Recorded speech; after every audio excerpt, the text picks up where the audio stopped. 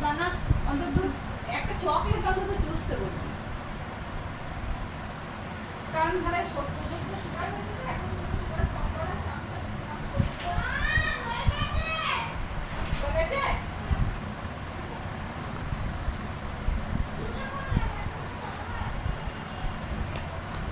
নিয়ে যা, নিয়ে চলে যা।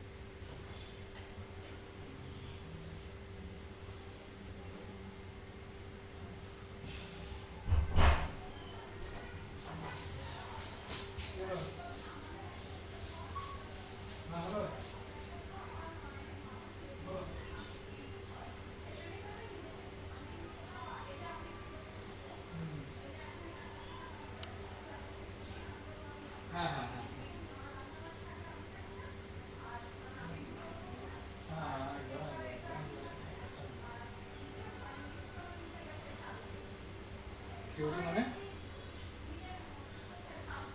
হ্যাঁ হ্যাঁ ওই যে পরীক্ষা হবে, হ্যাঁ ওটা একদম ওটাই।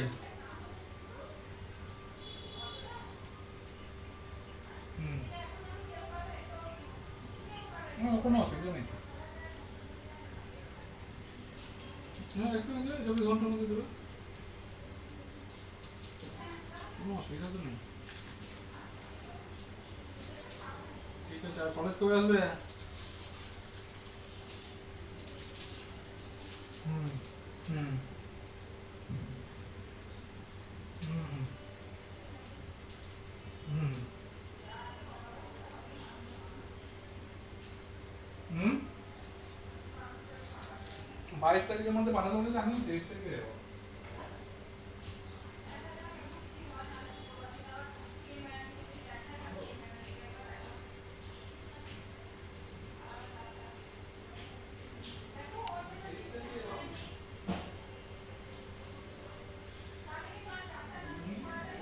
আমি কিছুই মানি না,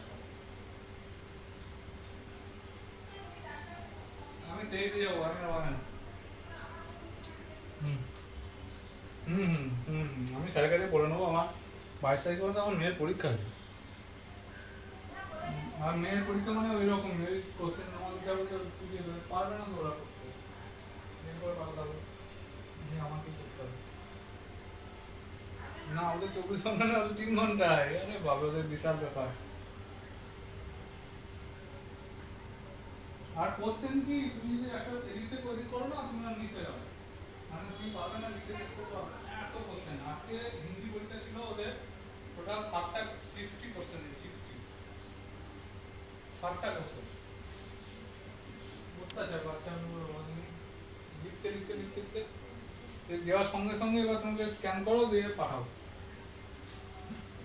হুম হুম।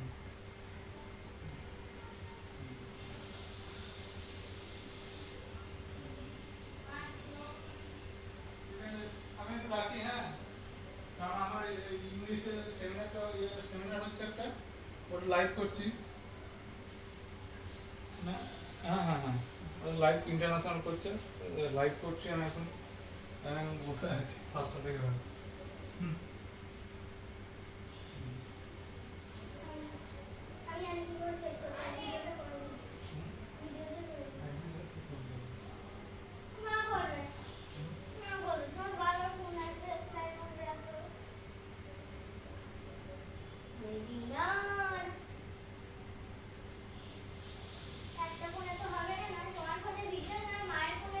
আমাদের ফাইনাল করে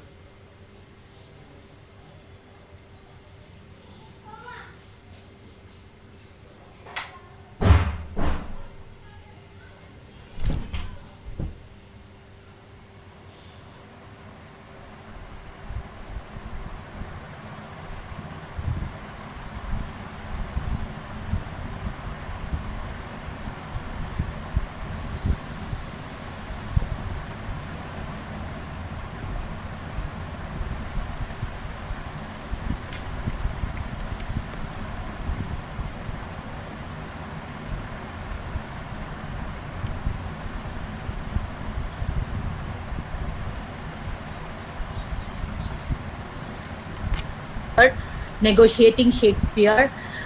I hope this is as successful as the last 2 days.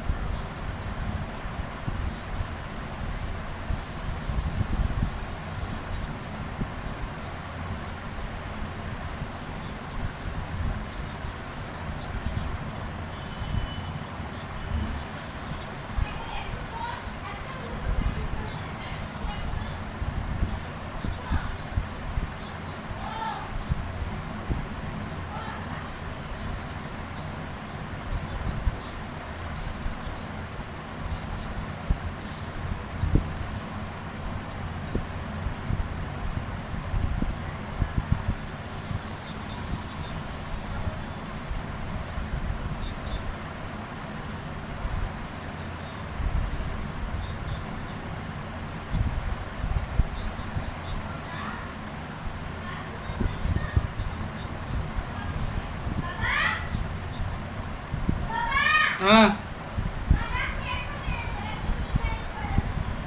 কি হয়েছে?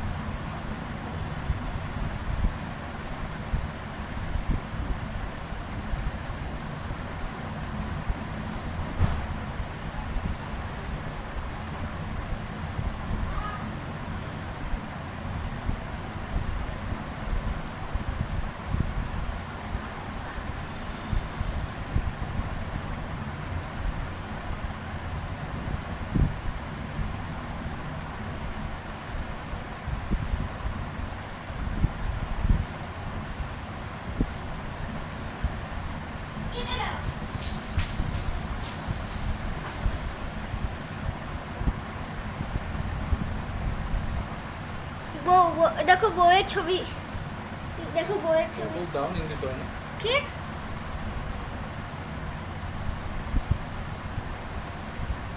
শোনা যাচ্ছে কিছু? হ্যাঁ,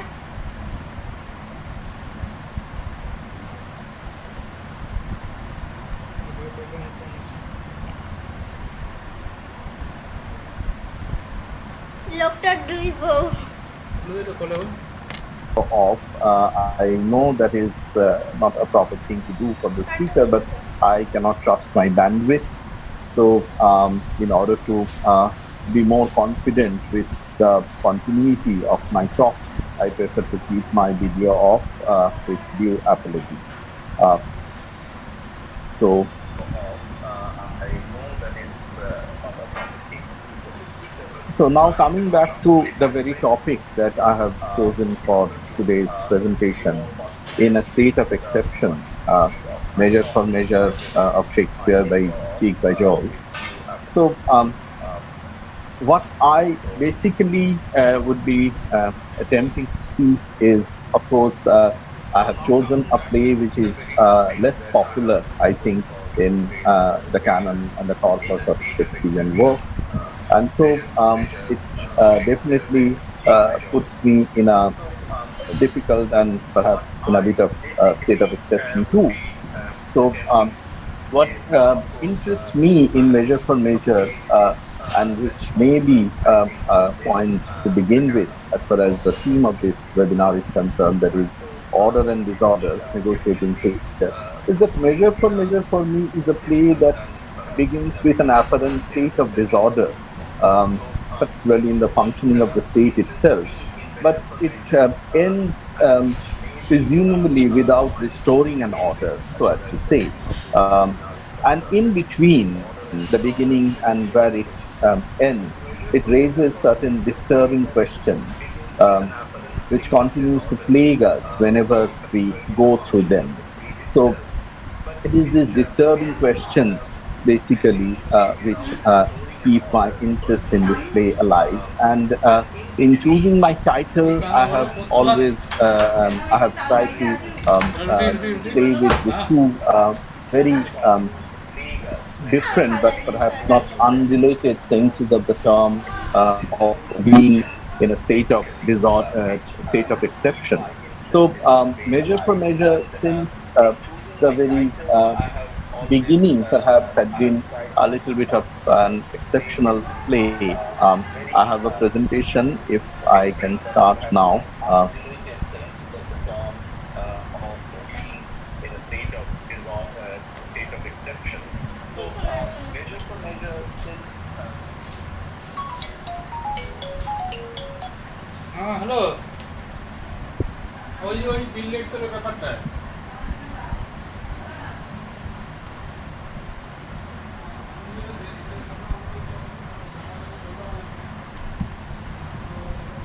I hope the presentation is visible. Cannot see till now. At least I cannot see from Okay, my. okay. Yes, it's visible now. It's visible.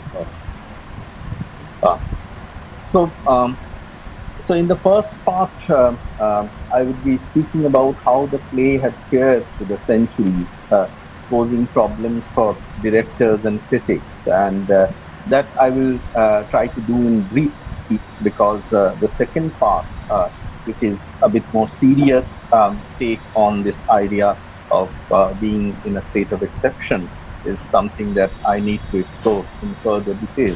So I begin with these two observations. The history of the Measure for Measure in the theatre up to the present shows a continuing readiness to make substantial cuts and transpositions of whole scenes, and there is also a readiness to cut substantial passages. So it is a play since its beginning in 1604, presumably, is something of a play that has been adapted with considerable cut into the text of the play itself.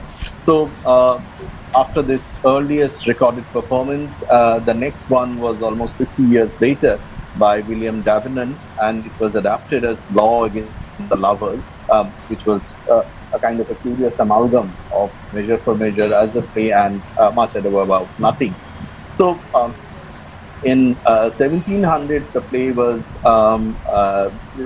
resurfaced with another subtitle with it, and this is now becoming Beauty the Best Advocate. Of course, the focus is now coming to the character of Isabella, and it is with this focus on the character of Isabella as a kind of a pathetic victim is something that kept on being performed throughout the 18th century by the different performers.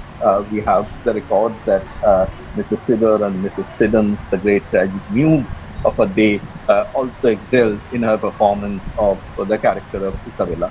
But in the 18th century, there were, as far as S. Nagarajan tells us, that there were has been at least 60 performances of this play. But still, it was not that much loved by the critics as such. And so we have the critical opinion in the 19th century, which was somehow building against the play itself. So we have Coleridge, who found the play to be painful and hateful, and it's extremely disturbing, as he found that the comic and the tragic part of the play was rather incongruous, and it was quite disturbing.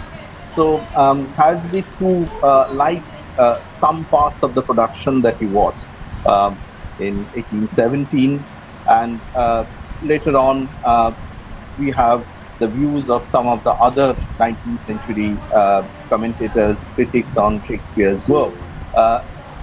The one that I like to quote at length a little bit is by Swinburne, who is writing in 1879, towards the end of the 19th century, that Swinburne is also once again focusing on the character of Isabella, and particularly he is particularly baffled by this denial of justice to the character of Isabella as it takes place. So this is what Swinburne writes, that she, that is Isabella, is both in the older and the newer sense of the word directly and terribly baffled, buffeted, outraged, insulted, struck in the face. We are left hungry and thirsty after being made to thirst and hunger for some wholesome single grain, at least of righteous and too long retarded retribution. So this idea of a retribution coming in the form of a justice to do some good to the poor soul Isabella is something that the play denies till the very end, and something that has baffled critics like Swinburne. And so this sense of being the play a kind of a frustrating experience continues even with the 20th century, early 20th century critics of the theatre. In between, we may talk about another picturesque production of the play itself by a director called William Poel. So Poel's production, the photographs of it, and so by the time, therefore, unless and until we come to the middle of the 20th century, only after the two world wars, when perhaps there is a confusion in our very idea of what is good and what is bad.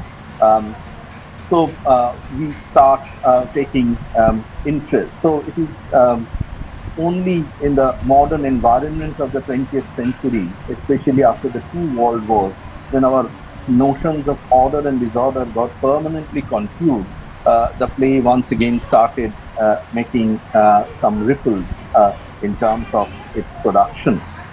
And so there were several productions, starting from the 1950 production, later on the Peter Brooks production, the production by Charles Marowitz of 1974, But very interestingly, what I find absent is that as far as the film adaptation, the cinematic adaptation of this play is concerned, there is a poor response towards it. So I will be coming back to some of the cinematic adaptations of this play in recent times. But before that, let me just move on to this other idea of the state of exception, which needs a little bit more investigation. So, what I would try to do very briefly once again before I move on to the production of Achieved by Joel, I've tried to locate this critical ambiguity in this play, in this very idea of the state of exception, a sort of the paradox of law that is set out to ensure that some rise by sin and some by virtue fall, as Escalus states in the play itself. That this indeed is an echo of the idea of fair is foul and foul is fair in its cosmic sense of disorder. So, yesterday we were having a presentation on this very confounding ideas that how foul and fair are exchanging their places. So, with this preamble, I would like to move on to how in this introduction, of course, by Chief by Zhao. So, the idea of state of exception that I would like to explore is from the thinker Giorgio Agamben's book that brief but very influential study, I think, that was published in 2003, of state of exception. So Agamben takes off from Carl Smith's definition of the sovereign as he who decides on the state of exception. Agamben previously had already hinted at the very idea of the paradox of sovereignty. Sovereignty, which is, in Agamben's view, in Homo sapiens, is both inside and outside the juridical order. So, in a state of exception, Agamben sets out to define the state of exception in this following terms: that if the law employs exception, that is the suspension of law itself, as its original means of referring to and encompassing life, then a theory of the state of exception is preliminary condition for any definition of the relation that binds and at the same time abandons the living being to law. So this abandoning of the living being to law in the very name of justice, in the very name of law, is what is against which the character of Claudio, for example, in the play cries out. So when Claudio, apprehended by the cops, is shouting that whether the tyranny be in his place or in his eminence that fills it up, I stagger in. So this is what Claudio has to, how Claudio reacts. And even before, say, Agamben's idea of the state of exception, we have Elsie Knight commenting on this passage of Claudio, that the fact on one side to justice and on the other to the expediency is held as confusion rather than as a sharply focused dilemma. So this confusion between this law as justice and law as expediency is something that is what Elsie Knight comments on.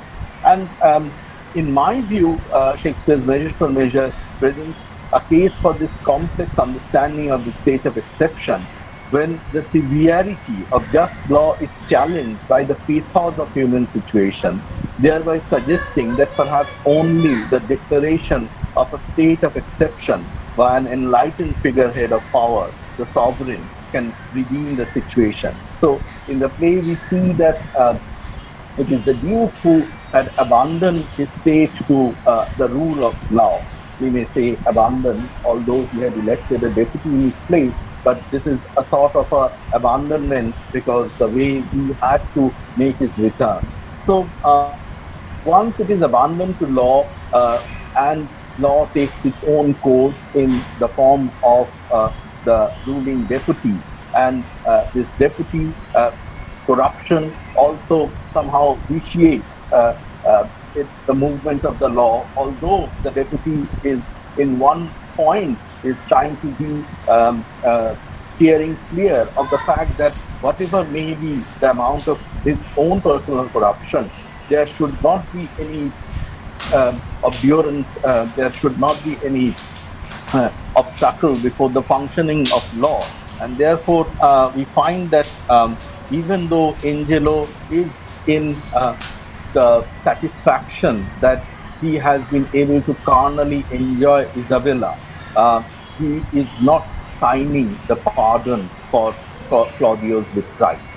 And that certainly frustrates the plan of the Duke, of course, who was certainly trying to who was certainly trying to manipulate the situation by dictating the terms. So, but still, it is the Duke who must return as a sovereign to declare it as a state of to declare the state of exception and to redeem the situation.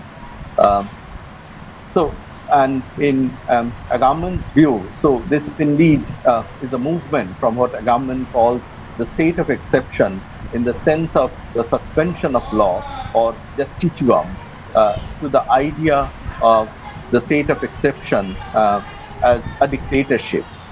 So, so state of exception is not a dictatorship, for that matter, of any kind, constitutional or otherwise, but a space devoid of law, a zone in which all legal determinations, even the distinction between the public and private, are deactivated.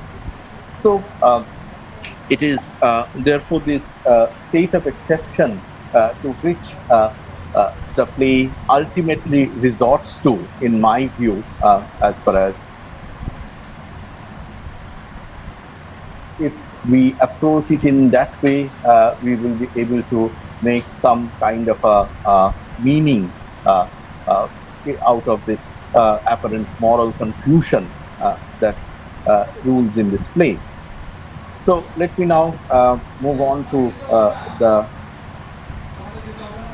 last part of my presentation, where I talk about a few recent adaptations. So this is the poster from the adaptation, the cinematic adaptation, the very few, one of the very few, I think, to my view, the first proper cinematic adaptation that came in 2006.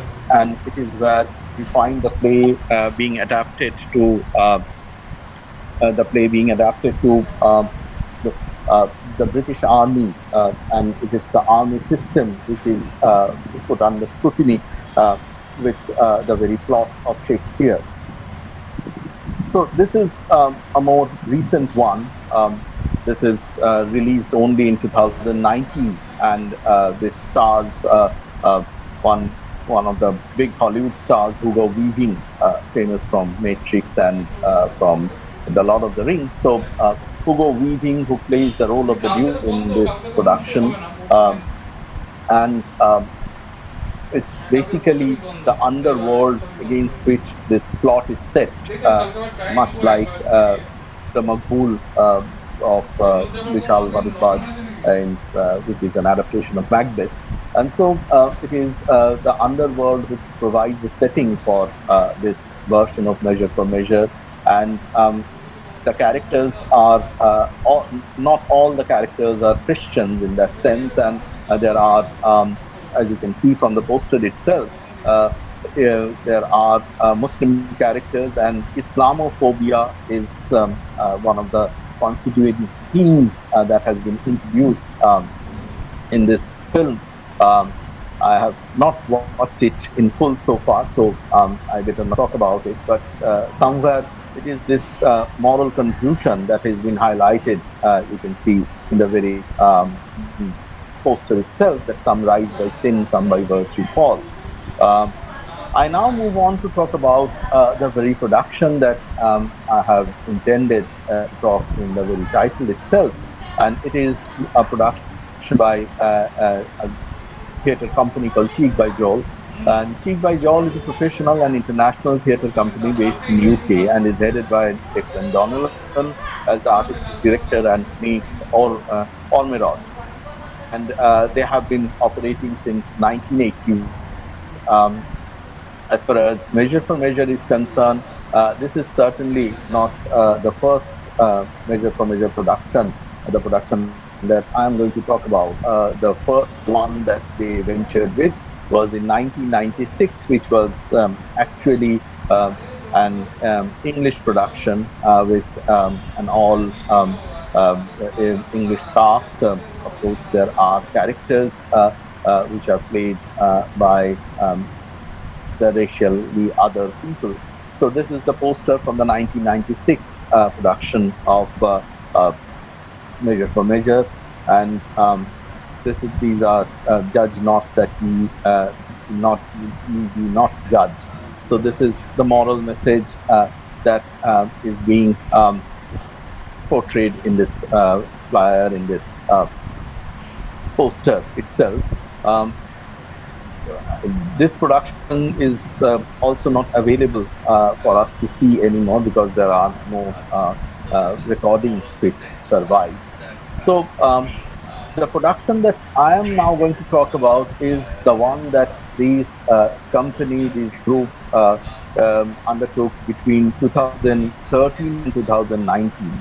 And this is a production where the play was translated into Russian, and so this is a Russian production. So, and although the dialogues are retained as such, the Shakespearean dialogues are not meddled with in that sense, but it is a Russian cast and a Russian production.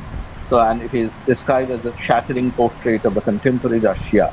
The production invites us to re-engage with the Shakespearean negotiation between order and disorder in the fictitious state of Vienna. So let me just here stop the show and, if possible, try to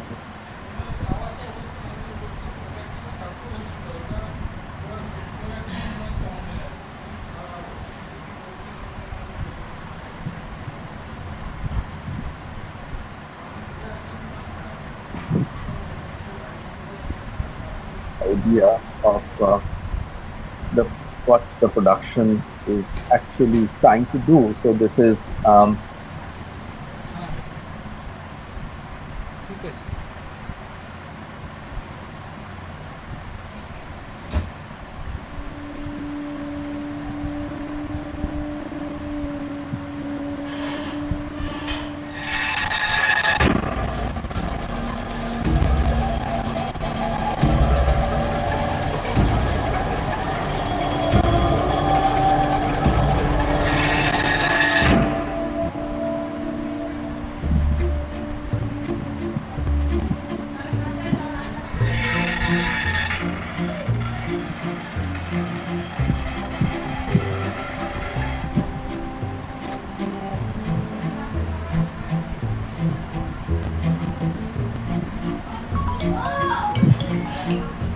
আচ্ছা বলুন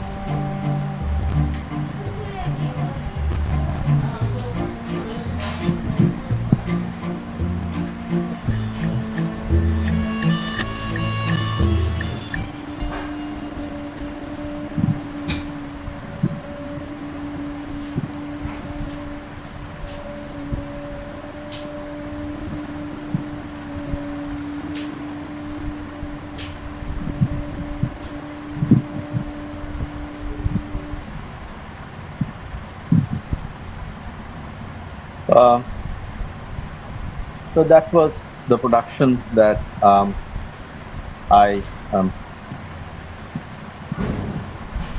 was trying to give a glimpse of. and I have got clippings from that production as well, so that I can share. So, coming back to the very presentation that I was making. So, one of the very interesting features of that production is the beginning of the play, and let me just share once again with you um, the opening of the play itself. And um,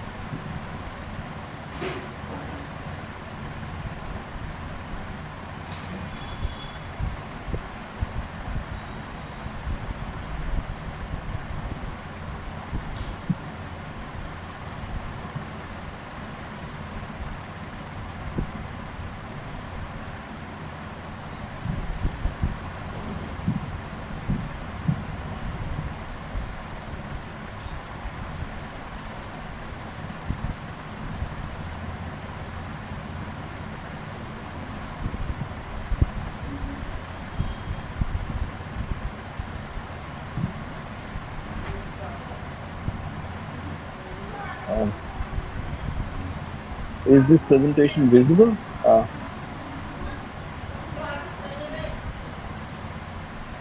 Yes, it is. Okay. So, this is the opening of the play where we find one of the very interesting part of this play is because is this red boxes, which appear almost like characters throughout the play itself. And the opening of the play actually presents this crowd uh, moving, and this crowd as a character is something that really matters in this production. And this crowd includes basically all the major characters, not major, but all the characters virtually that are going to figure in this production. And so we have the isolation of this single individual in between, who stands out looking at the sky, and somehow he gets isolated, and in his isolation he's all of a sudden waking up to this isolation of his, and in such a state he is rather uneasy to find himself in such a state, and we find him to be rather in an awkward position, and the crowd moves towards him, and the crowd is somehow spearheaded by a character who, this is the character of Bernardine. Later, is going to appear in the play itself. And so, as this man gestures to uh, the crowd responds to the gestures as if they are obeying his dictates, and they imitate the very gestures of that man. And in doing so, there is a strange bond, a strange trust that is established between this group, this crowd, and that isolated individual. And the crowd returns behind the red box, only to come back with a cheer, which is definitely the mark of the dignity, the mark of power. And the chair is presumably for that man who has actually got isolated from that group. And now he is being invited to sit on the chair. All through what is visible is the very awkwardness, is the very uneasiness with which this individual, this man, who is certainly going to emerge as the Duke, in the play uh, takes its seat in this chair, and it is with a great anxiety, and he constantly looks at the audience with a sense of being confused, and with almost a wooden stiffness, he puts himself into that chair.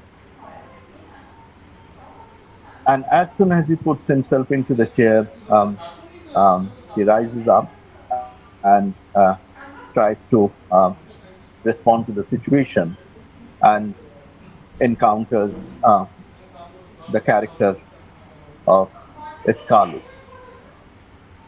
And from this moment proper, we have the very text of the play, the beginning of the very text of the play. So, in a way, so we have the very first word of the text being uttered by, and it is this very utterance that makes this, it is this very utterance,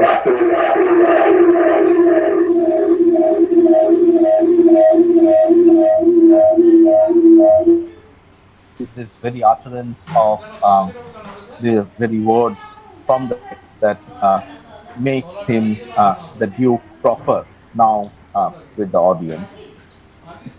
And so, what is very interesting in this clipping, therefore, is the very idea of how this the Duke is actually elected into his position, how it is the very beginning of the state, I would say, that is being somehow introduced, the very birth of the state itself, that it is the rule of law, of course, that was governing the people somehow, governing the people somehow, but it is something of a sovereign they have been looking for, and almost it is by almost by accident they are ultimately able to find that sovereign in that character itself.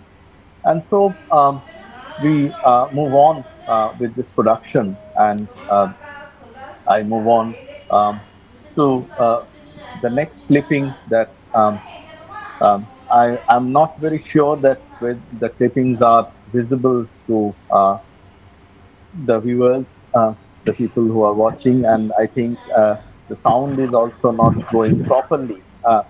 So once Excuse me, again, sir. Excuse me, sir. uh, May I just interrupt?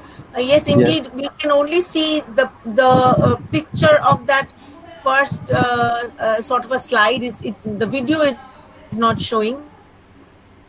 We only see Isabella and the other characters holding on to the chair. Otherwise, the video is not moving actually. So it's not playing. That is to say. So. If anything can be done about it. I mean, you were intending us to watch the clipping, were you not?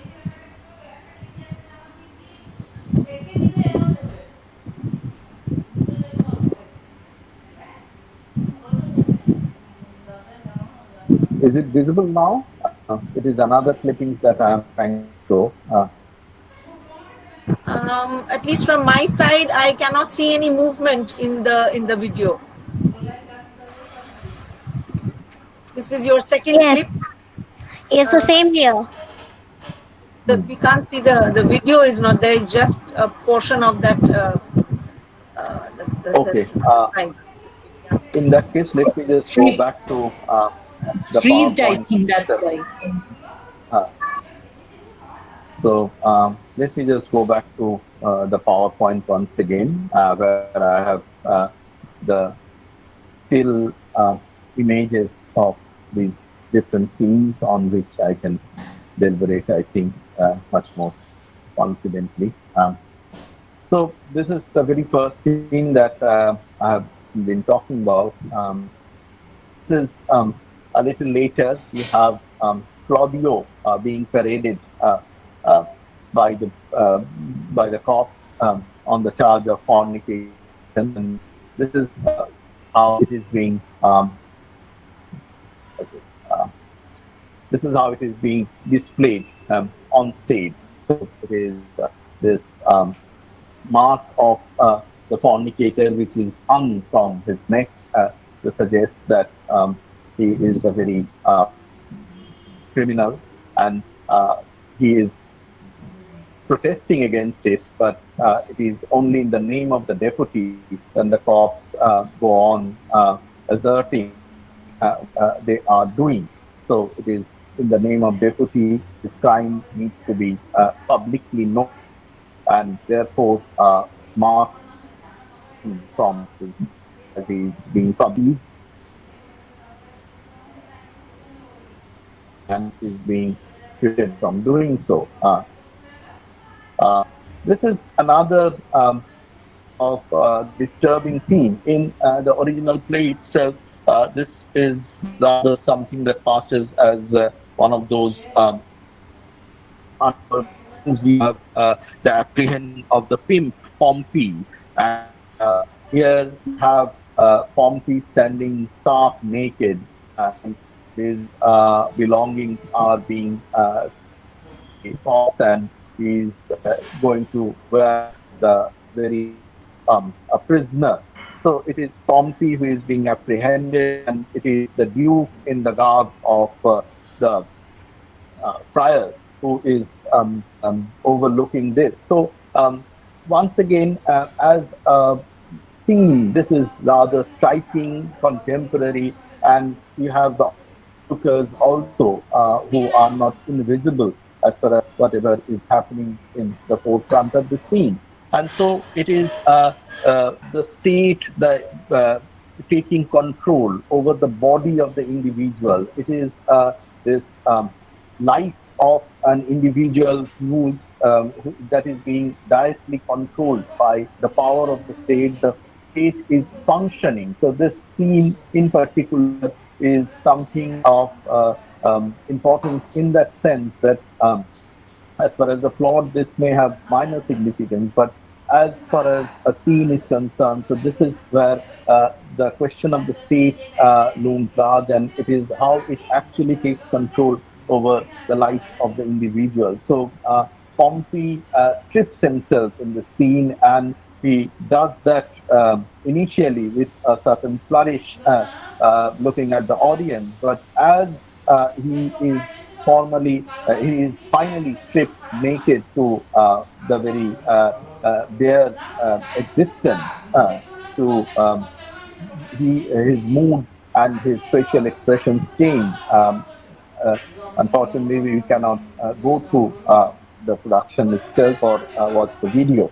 Um, so this is another of the disturbing themes, which is once again alluded to indirectly in the text of the play. That when Isabella approaches Claudio with the proposal, what the deputy has given her to, that if she makes herself available carnally to the deputy, then Claudio will be free. So Claudio makes that passionate appeal that sweet sister, let me live. And in this scene, we find that with that appeal, which is often found to be laced by the very idea of incest, that the incestuous violence is at play almost, and that violence is further disturbingly made apparent as Claudio jumps on to almost rape Isabella. And we have the Duke intervening, and also the crowd intervening. So the play has a lot of ideas which are basically relegated to what may be called crimes of intent, as Isabella is later to proclaim while begging reprieve for Angelo, that crimes of intent are not always to be punishable by law itself, and they should be kept at at their own. So this production disturbingly makes these signs of intent rather visibly presented on the stage, and I think this is where it touches the raw nerve, so as to say. Um, this is a video that I think is something of a very distinct scene of the play, which is very difficult to negotiate with when it comes to negotiating from say production, a directorial point of view.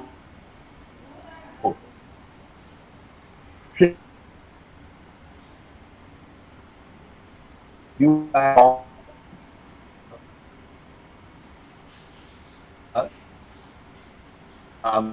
and is that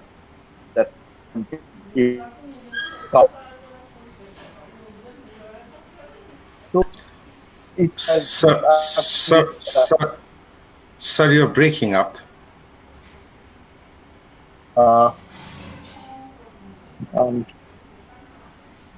Should I try from another device then? Okay, let me try.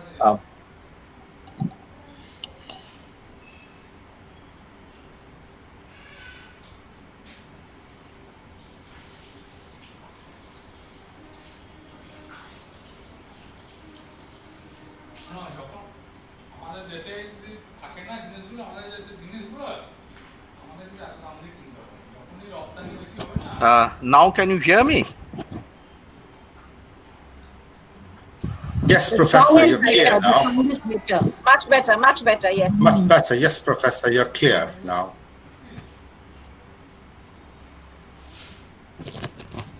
Well, can you hear me now? Yes, sir. Yes, we. Okay. Let me go back.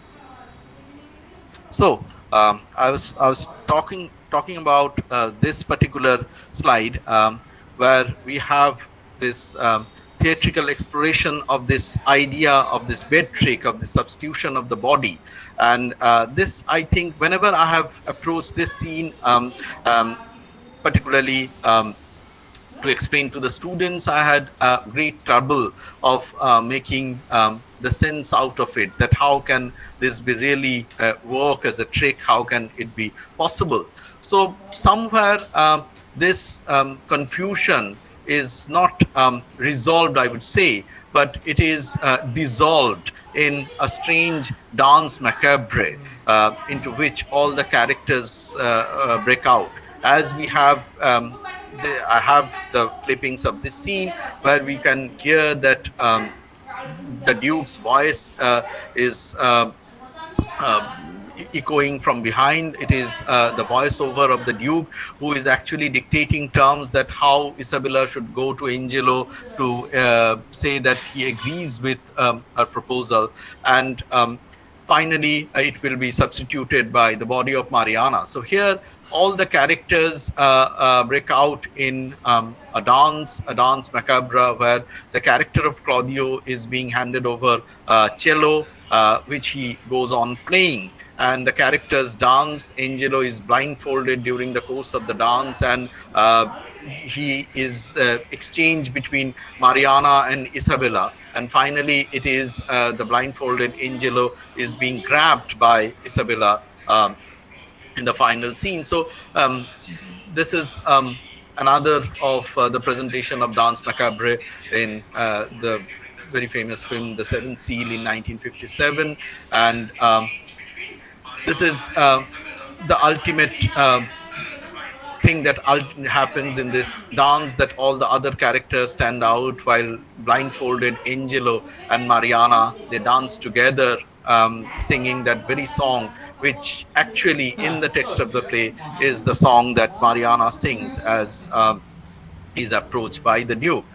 And this, I think, is has an equivalent in this mass ball scene by another presentation of the Dance Macabre by the German artist Arthur Kampf. So this is a scene where we have this unmanageable character of Bernardine, who has been rotting in prison for years, only to be executed because the proper time for his execution has yet not come. And Bernardine, once again, is a minor character, but a very significant minor character as we find him to be in this text. But in this play, we have Bernardine who is taking the Duke for a ride, literally, and it's the kind of a hallucinatory experience through violent Bernardine leads the Duke through, and we have all the three boxes opening up with a violent Bernardine dragging, hurling the Duke throughout the stage. And once again, this moral confusion, the way Duke is trying to control the life of the people in such a state becomes rather questionable in this encounter with the character of Bernardine. So we move towards the end of the play. So this is actually a display of the triumphant state in which the Duke returns in finally, and that triumphant state is perhaps not going to stay, as soon after Isabella will jump onto the stage clamoring for justice, and in the face of her demand, once again this unity between the state body will be dissolved. Once again, it has to be the intervention of the sovereign that will be required for the restoration of some kind of a temporary order into the state. And so this is the final scene from the play. I have to move on very quickly because I have already used up a lot of time, I presume. So this is the final scene where we find that the three pairs, Angelo, Mariana, Claudio, and Juliet, with their with the newborn baby of Juliet, and the Duke and Isabella, they once again involved in dancing. And Isabella, this white piece of cloth that Isabella holds in her hand is the very headdress of a nun that she has been wearing throughout the play. At one point towards this final scene, the Duke, she removes it, and there is an incident where the Duke tries to take that dress from her. She refuses to part with that, and so while she dances with the Duke, apparently accepting the Duke's proposal, the Duke's proposal, it is something of her earlier self that she retains by not parting away with this headdress. And so ultimately it is this dissolution of this triumphant state into this state of exception, into this dance which may ultimately be a kind of a resort into that same dance macabre, as I have already hinted, is something to which ultimately the play resorts to.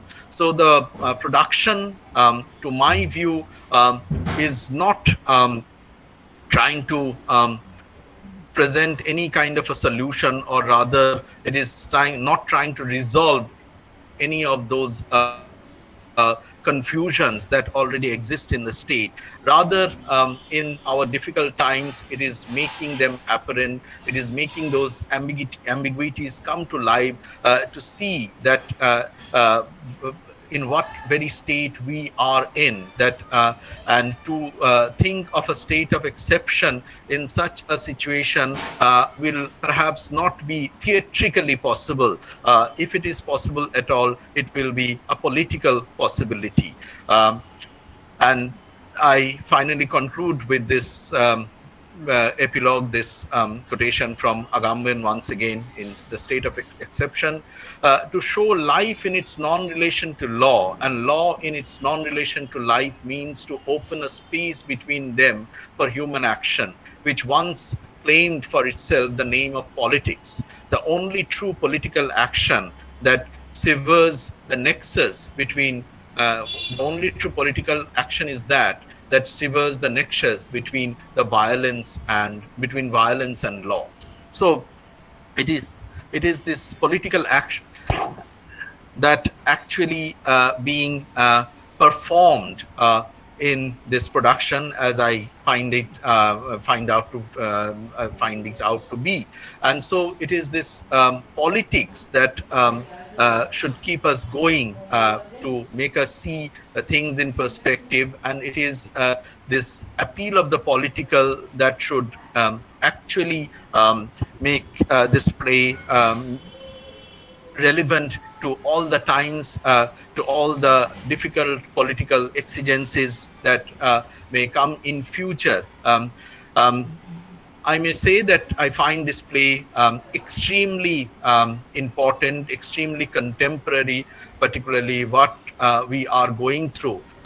It is the plays, this production is adapted in the context of the present Russia, where the law is basically molded, is twisted in favor of one man's rule. Such a thing may happen in other states, and I better not be politically incorrect in suggesting other things, but such a play and its performance, that politics is also a performance, so is this critical performance like this production. And so the politics of this performance should keep the hope alive that we can talk back, look critically to any such possibility of when basically we are approaching some kind of a dictatorial rule. So with that, I think I have already usurped a lot of time, and so please thank you for bearing me for such a long time. Thank you so much for such an interesting lecture. It was also nice to see the presentation. Also, we had some technical problem, but apart from that, it was really very interesting, because measure for measure, it's one of the way you can say we do not read measure for measure too much. Even my students are not much acquainted with for measure. It is one of the dark comedies of Shakespeare. So you have a wonderful picture of the dark comedy, and I would like the audience to questions. So I'm handing over to Professor Choinika Rai to handle the interactive session. Thank you, sir, for such an incredibly informative and interesting presentation. It was so simple yet profound, sir. And I like the way you related state of exception with severity of just law and pathos of human situation. And also Chick by Jowl production, I think that has rendered a different color to the original play. I liked your presentation, sir. It was wonderful. There are few questions. So do you want me to read them out for you? If possible, please do, because Okay. Sure, sir. Okay. One question I can see for myself: how fair is foul and foul is fair is associated with this play, measure for measure. Right, sir. So I think that I have already hinted while I was actually talking in the course of my presentation, that the play has this very famous line: "Some rise by sin, some by virtue fall." And I think that in a way states that strange moral confusion in the state of affairs in the play itself. So in that way, I was trying to equivalent between the fair is foul and foul is fair, that when the state itself is not functioning properly, then anything is possible. So some may rise by sin, and some may virtue fall, and there may be the ultimate confusion between fair and foul. The second So the question is, next question, does Shakespeare ever allow the celebration of order? He always seems to leave behind the doubt that one kind of disorder takes over another kind of disorder. Um, this indeed uh, a wonderful observation, I think, and I just like to share one personal experience that in one interview, when I argued the problems that we encounter in Shakespearean plays, particularly the problem plays. So one of the interviewer asked this question, that don't you think that all of Shakespearean plays are problem plays? So I was taken aback for a moment, but then I did agree with him that it is indeed so that Shakespeare is never simple, and it is this complex ambiguity, this critical ambiguous presentation of the life that keeps our contemporary interest in Shakespeare alive in such a big way. So we are talking about negotiating Shakespeare between order and disorder. And I think such critical ambiguity, being alive to such critical ambiguity, is the least that we can do, I think, on such occasions.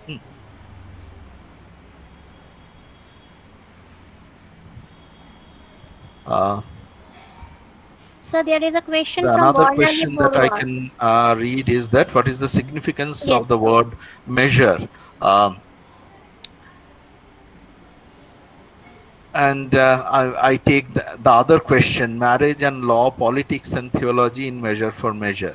So these are topics that require lengthy discussions.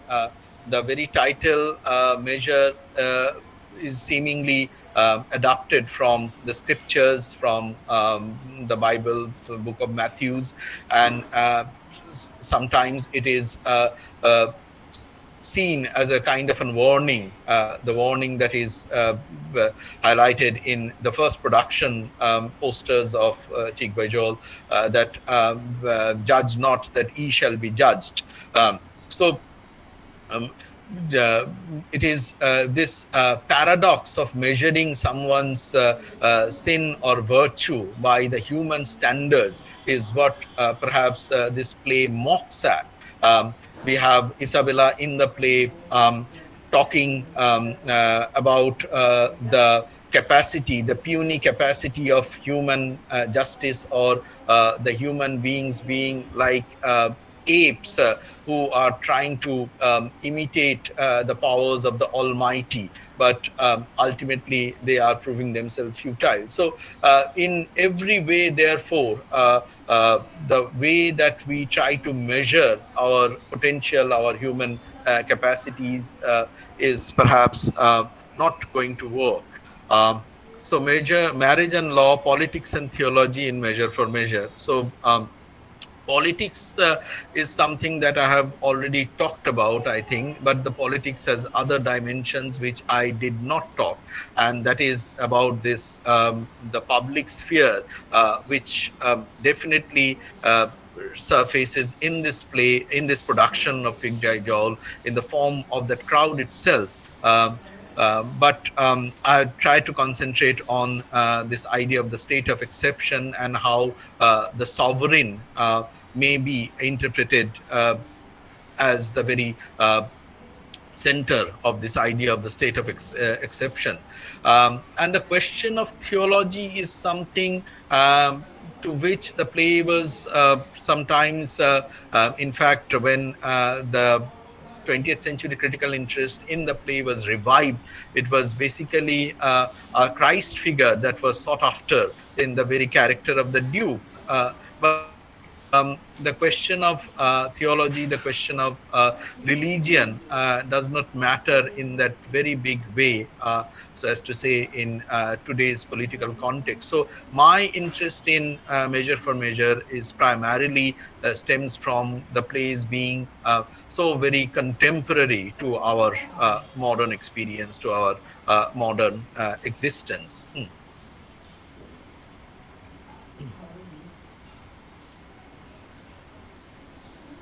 So, are there any further questions? No, sir, I don't think so. Anika, please check YouTube if there are any questions on YouTube. If I yes, you can apologize just for forward not it here. If getting there is my any voice question in clearly to YouTube, all the listeners, because perhaps the microphone that I was initially using, or perhaps the bandwidth was not supporting it somehow. Um, but I'm helpless to certain situations. I don't think, sir, there is any more question. So we can just wind up the first technical session, I think. Thank you, sir, once more for your wonderful presentation. Shomidhi, I don't think there is any question left to Okay. address, right? Thank you so So we much. can just, Yes, Chanika, carry on, yes, carry on. thank you, sir, for such a wonderful presentation and your patience. Now I would like to invite Professor Shubroto Vishwas to kindly introduce our next resource speaker. Over to you, Shubroto. Thank you, Chayanika Di. Good evening, Professor Mitra Mustafi. We are very happy to have Professor Arijit Mitra Mustafi as our esteemed speaker for this session. Professor Mitra Mustafi went to Mitra Institution, Maine for his primary and secondary education. He completed his undergraduate degree from Scottish Church College with English as major. Then he completed his Masters in English from the University of Calcutta. He taught English in a Motijil Boys School from 1993 to 2002. Then he joined Luminant Software as content writer in 2002 and worked on a project in Dublin Museum on English writers of Indian origin. Writer for E-Celtic for many years before he went back to teaching in 2014. From 2015, he has been working as a tutor lecturer with Free to Learn College and Eastleigh College, England. So now over to Professor Mustafa. Thank you very much. Can you hear me, guys? Am I audible? Yes, you are audible, but not visible. Do you want me to switch on my video? Yeah, well? that would be very nice. Yeah, I have done that. Can you see me now? Yes, we can. Okay, fine. Thank you very much for a very kind introduction. At the beginning, I wish to clear to my colleagues and my senior professors that, well, I'm not a professor, I'm a tutor lecturer. And perhaps I would not be a professor as I do not have a PhD and I do not teach in a university. But thank you very much for your kind introduction. Well, I would not be able to match the scholasticism or the knowledge of my previous speakers and today Professor Paul's illuminating presentation. But I will try in my own humble way to speak on King Lear from the order-disorder perspective. And also I would try to look at it from a very modern angle, how we can relate Lear, King Lear, from today's perspective. Is it okay? Because I think, just 1 second. Yes, it's okay. Fine. Guys, a second, I think my speak is breaking. So is it my, I think it seems that there's a lot of light coming in from my background. Does it bother you? I can switch off the video and then I can switch back the video again. Is that all right for you? Sir, the light which is coming from the back is possibly because the curtains are open. So you can just pull Okay. off the curtains Okay. of the window. Just hold on for a second. It might become very dark. Okay, I will. Just one second.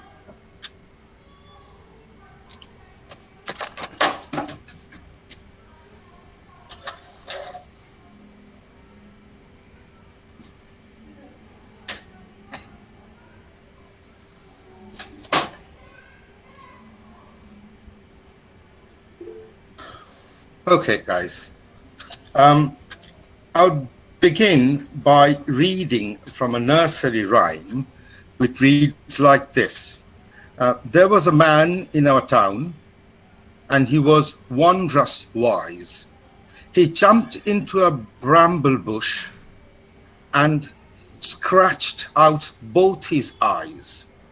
And when he saw that he was blind, with all his might and main, he jumped into another one and scratched them in again. Well, I believe it could be a very oversimplified approach to look at King Lear, who starts the journey as a blind man, blind from the perspective of his looking at life, blind as he lacked logic, as he lacked knowledge, but he rediscovered his eyesight in an unbelievably painful manner. Just before dying, there was an understanding. His sight was slowly and surely coming back to him as the drama progresses, but finally, his eyesight or his mental sight finds him back. Well, this nursery rhyme, I think a lot of you are quite familiar with, whoever kind of read King Lear. Now, King Lear is perhaps the greatest play of the greatest poet of the English language. If we look at it in a very simple manner, it is the visionlessness at the beginning, and then it finds vision and understanding through struggle. Now, it is also a play of order and disorder, disorder within order, and order within disorder. And a lot of us, perhaps, as G. Wilson Knight suggests, that it is madness in reason and also reason in madness, to put it across in other words.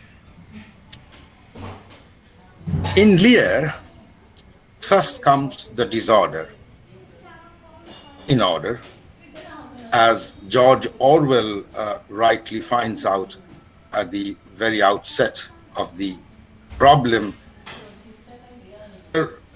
Renounces his throne, but expects everyone to continue treating him as a king. His lack of reason or madness in reason does not allow him to see that if he surrenders power, other people will misuse it or grab it in a very, very uncanny manner. And they will also take advantage of his weakness. And they who generally flatter him grossly will take most advantage of him. As we also see, and this is for most of my students, it happens to him by Regan and Goneril. This is a very simplistic way of looking at it. In the middle of all this disorder and order, we see the presence of two moralities as well. One morality is explicit, and the other one is implied morality. But the explicit morality is one is present in the full statement, as we all know. Don't relinquish power. Don't give away your lands. Now, the implied morality as well is there, is in a manner that, well, you can give away what you want or your land or whatever is within your power, then you better off learn to live with it, because you have taken a decision to live for others. But Shakespeare does not very clearly suggest it, but it is so. If you decide to live for others, if you want to hand over your power to someone else and say, listen, I am going to live, but then don't come back and complain about it. Well, I have handed over my power. No, you need to learn to live with that.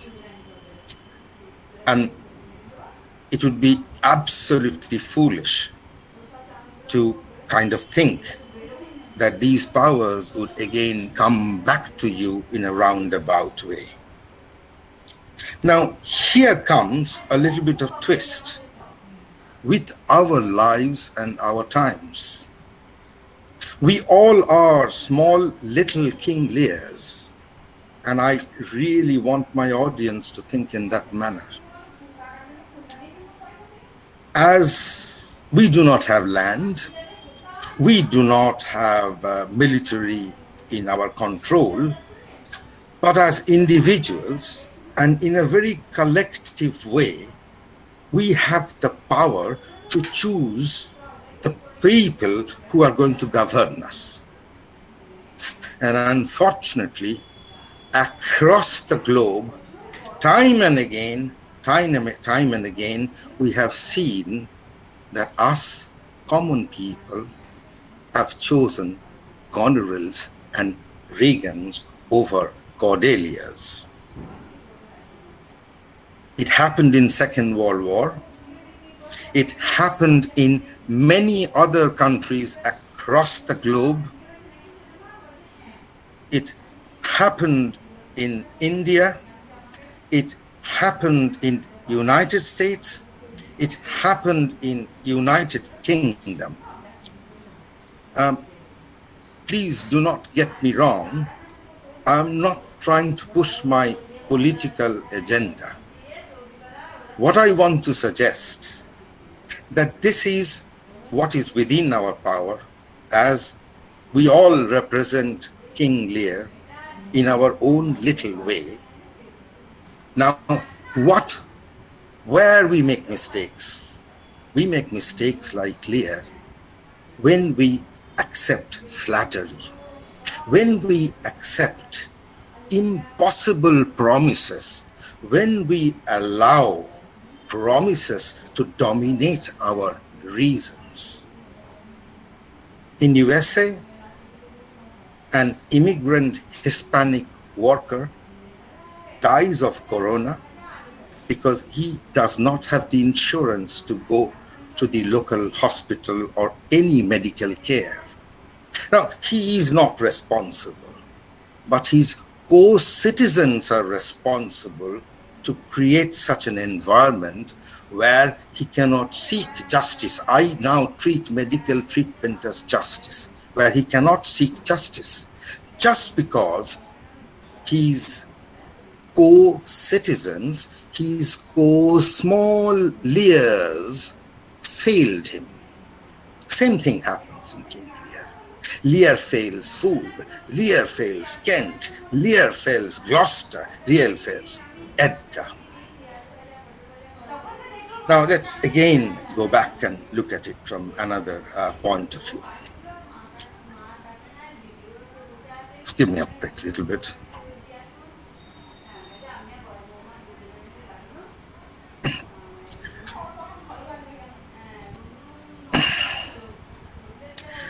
We also see a very strange and far-fetched similarity in the very first English tragedy published in 1560 called Gorboduc, the King of the Britain.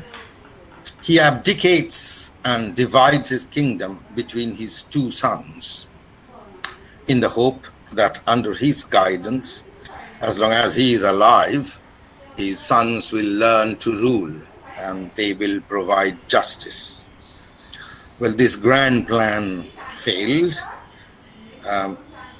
Well, some critics and historians have suggested that this number 2 is very ominous because a division between two is quite ominous, and it has presented problem throughout the history, because number 2 is kind of associated with strife and antithesis, which we as people of India do understand, as India was divided between two halves. I don't know how logical some of you will find it, but that's what it is. And but in the case of Lear, he initially at the outset of the play decided to divide his kingdom or his order and power into 3. And strangely enough, due to some statisticians, critics and historians feel that 3 is a better number as far as division is concerned, because somehow it balances, it creates a balance of power. If 2 are tilted in one side, at least there is one which would actually work as a counter force. But when Lear changed his plan, instead of going 3, when he decides that he's now going to divide it into 2, very correctly Kent objected strongly that no, this is not going to work. But anyway, the play goes ahead with it. Another thing, most of our students will find that Cordelia, at the very beginning as well, why she actually replied in a completely different manner is she realized that this is a charade. The love test it's absurd, and side about the division of kingdom is an absurdity. Cordelia, of course, refuses it, and she actually destroys the public facade, what was clear Lear was trying to run.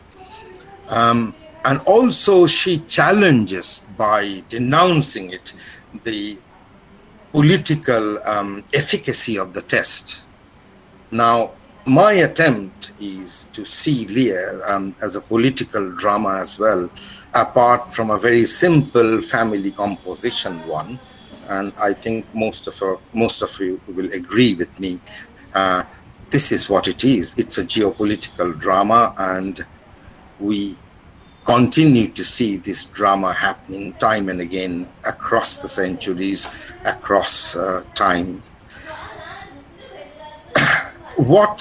By Cordelia, when Cordelia denounces it, actually it destroys Lear as a ruler. It actually drives him into a blind anger and histrionics and rage, and he actually is proved as a political stupid. You cannot divide your kingdom like this and hand over power to the people who do not deserve it. If you fail to see through it, it is your failure of judgment.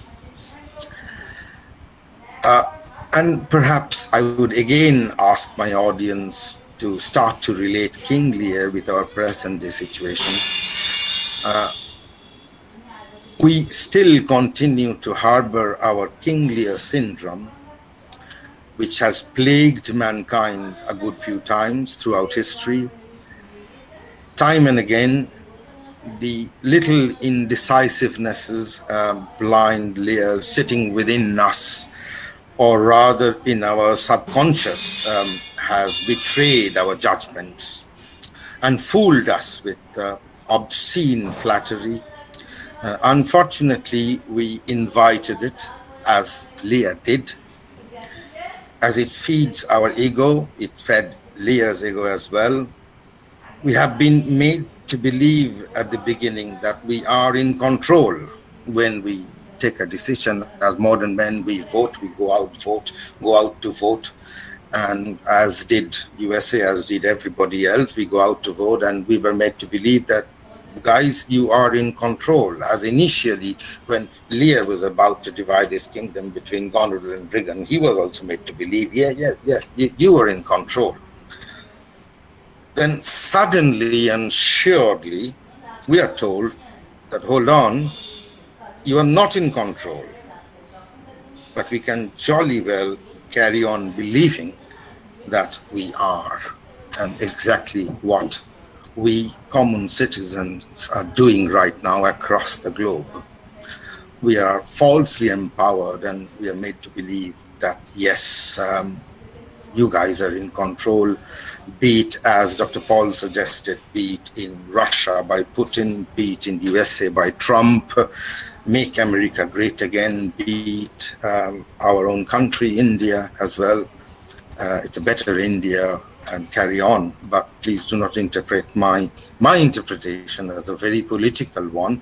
I cannot deny that I am left-leaning, but still these are the examples which are straightforward and all of you can see. And it also happened during the Second World War, when Hitler brought in havoc to his own countrymen, where his own countrymen empowered him with unbelievable majority, believing him to be the true ruler of them, who is going to determine their fate, who is going to bring them to a kind of new height. But nothing of that happened. It may not happen if you actually, if you are actually devoid of reason.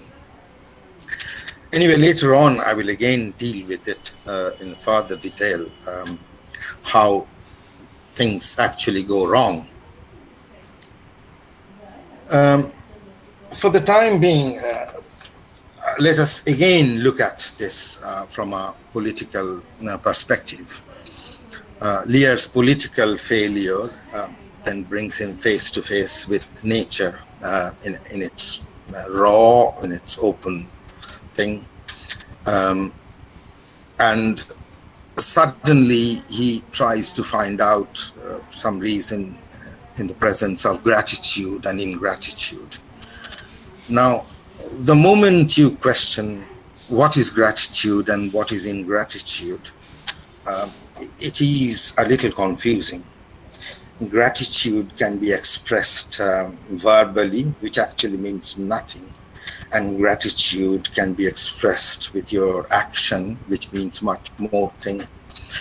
One may seem pretty ingratuitous when somebody actually says something, but ultimately perhaps that person may prove completely in a different light. Lear's actually Lear's stature is a result of a political nature. His stature is became dependent on his political nature, political stupidity that turned him into a fool, turned him into a hapless, helpless, blind man from the perspective of reason. When we see the fall of Gloucester from a cliff of Dover, which Gloucester falls means his kingdom in Dover, he falls. It is a physical one, some may think, but it is symbolic as well. And Lear's fall from his seat of judgment is again also a symbolic fall as well as a physical fall in his stature. He is no longer the ruler, he is no longer the king. He does not actually call, sorts, but, well, he continues his misbelief.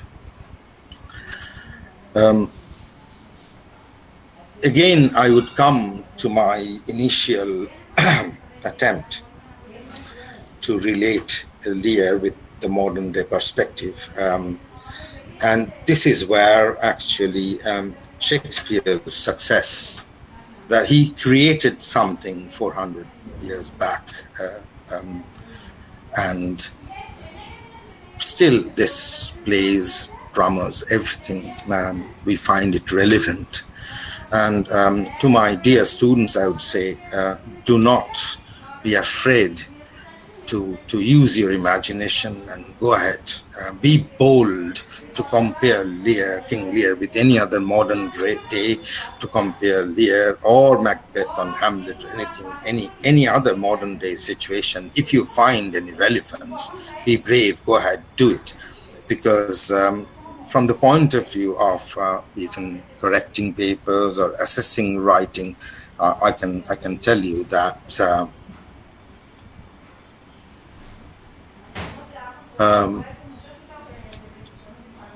I think that there was a question in the middle. Do you want me to have a look at it? I think you can take it up after your lecture is over. We'll go for that interactive. Oh, okay. 15 minutes. That's fine, no problem. Yeah, that's fine, no problem. How long I have? I have another 15 minutes, okay? Yes, you have time. Please carry on. Okay.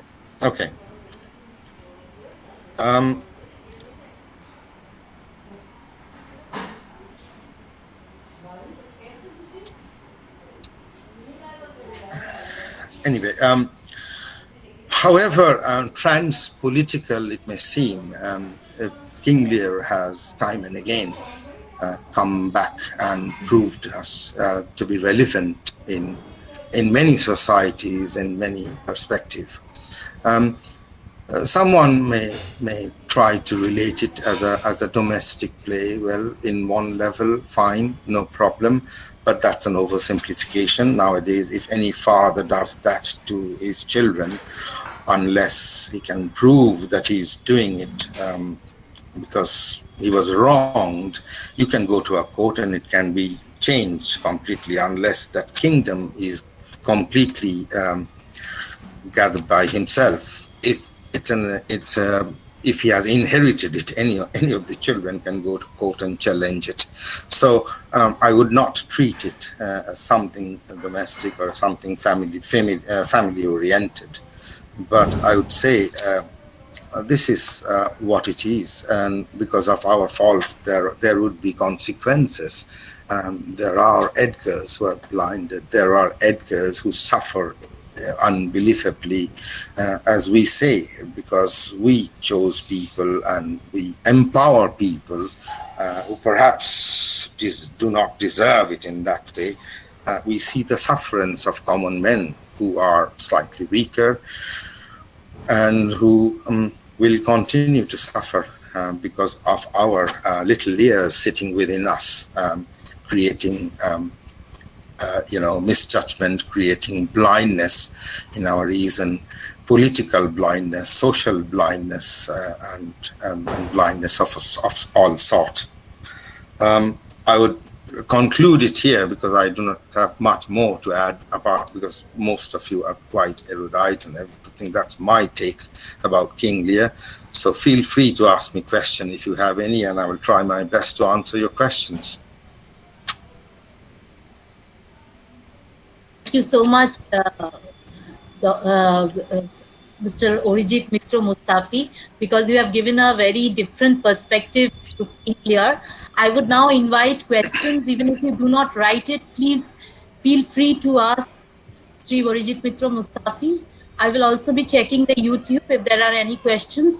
You can please answer Paushali Mohor Sen's question, something from nothing, King Lear and film space. You can check it over here in the chat box. Okay, that's a fantastic question by Subhashish Sadhuka. No, this is Paushali Mohor Sen. Okay, so her question is something from nothing, King Lear, and film space. And film space, I'm a little intrigued by this question. If the person who actually asked this question can, elucidate a bit.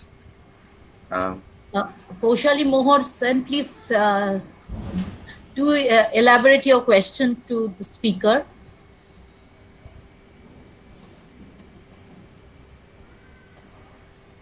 Yes, Paushali, go ahead. Sen. Go ahead. Go ahead, please. From the film, or something from nothing. Yes. I would actually ask Paushali and others to see King Lear by Sir Ian McKellen. I would not really strongly recommend you to see Anthony Hopkins' King Lear, but make it a point that you see Sir Ian McKellen's King Lear. Yes, if you ask me to answer the question from something from nothing, yes, I'm coming to Sriti Banerjee's answer as well as per what I understand from it. Yes, it is something from nothing. Actually, it is, to be precise, nothing out of nothing and went into nothing. Now, his decision to de-empower himself, or really get rid of all his power, was a complete nothingness. It's not needed, but he decided to do so. And then again, how silly of that is that he decides to run a love test. And okay, that means, for example, if we decide now, come on, about a political debate, political people are coming in that say, who is going to give me what and everything? Some people promised us that we will give you this and the moon tomorrow, and that's what happens about any political debates, about any political promises before any election, and it happens across the globe, not about any particular country or anything. Now, we forget about the basic things that we need, and then we run for the impossibility, as Lear did, Lear ran for an impossibility that Gonorrhea and Reagan promised him, that they love him more than what they are capable of, beyond world and everything. And then he believed that. He was actually hoodwinked into it, and he made a wrong decision, as we all do. And Paushali's question from the film, something from nothing. Actually, it is, in my interpretation, in my understanding, it is actually nothing, and it went into nothing. At the end of the play, we see Cordelia dead, Lear died of heartbreak, Fool was hanged, killed, Gloucester dies, Kent dies, everybody. It's a nothingness. I'm not very sure. Anyway, and then. Okay, am I audible, Mr. Mustafa? Yes. I'd just like to add a few observations on this point, that while coming to films, I am particularly reminded of a Russian production by Alexander Kozhenitsev. Yes. Thank you very much. Fantastic. I missed it out completely. Yes. And on the point of this something from nothing, I may just refer to Jan Kott's very famous book, Shakespeare, Our Contemporary, where Jan Kott is actually drawing a parallel between the absurd theatre and the very way King Lear virtually ends, that the strange absurdity at the end in itself. So I have one question for Sure. you, and what I would like to Yes. ask is that don't you think that in dividing his realm between the daughters, Lear commits the mistake of dividing the very idea of sovereignty itself, and Of course, somewhere yes. this is the very um, political folly that basically not only cost him in person, but the very state a very costly price. Yes, as I, explained, not like you, that it was a political madness by dividing your state. You actually weaken yourself by dividing it, by handing over to your daughters or whatever, maybe even to his political disciples, forget daughters. Had there been his political disciples, if he decided to divide his vast kingdom into smaller parts, that means he actually is de-empowering him completely. And the most important thing is to find your next generation of leaders. You prepare them for it, and then you do it, and from a very, very open and very simplistic point of view. But at the same time, this mistake actually comes back to bite him, comes back, and it hounds him throughout, and he goes into a whirlwind of madness, and then there is a suffering, there is complete disorder. Yes, you're very right, absolutely right, yes. Thank you, sir. Thank you. Next Please don't call me. Yes. The next question is from Shubhashi Shaduka. Do you feel comfortable to read it yourself? Or do I have to? Yeah. No, I'll go up and say, Subhashi Sadhuka, where is... Yes, at the outset of your lecture, you time and again mentioned order in disorder and disorder in order. How do you correlate this with the contemporary social and political conditions of India? Well, Subhashish, first, my answer could be uncomfortable to some of my audience, but please do not, please give your counter argument if you have any, if you have any, I would not mind taking it.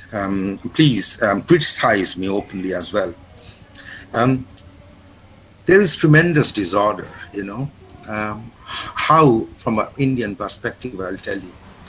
When lockdown was announced, hundreds and thousands of migrant workers started walking. They walked miles, kilometers, hundreds of miles. The little hope of order was where people were handing them over packets of biscuits, packets of bottles of water. Some of the people have given them lift for maybe 50, 60 kilometers. This is an attempt to find a little bit of order from commoners in the middle of a massive disorder. These are small attempts, but these are also orders within this unbelievable disorder. And also, the order within the disorder is very simple. We have a democratic state. We expect our democratic state's governance to behave in an orderly manner. But disorderliness is that when, even by some, hearsay or by some whatever reason, when thousands of migrant workers gathered in some bus stops or train stations and everything, and they were ruthlessly treated by the government. And this is not only in India, it is true across the globe. This is again a disorder within the order. Well, if you have further questions, please feel free to ask me. If you are not satisfied, feel free to challenge me as well. I'll take it very sportingly. The next question is, sir, can we compare King Lear with Narcissus from his behavior with his daughter, or daughters at first? Smriti Banerjee.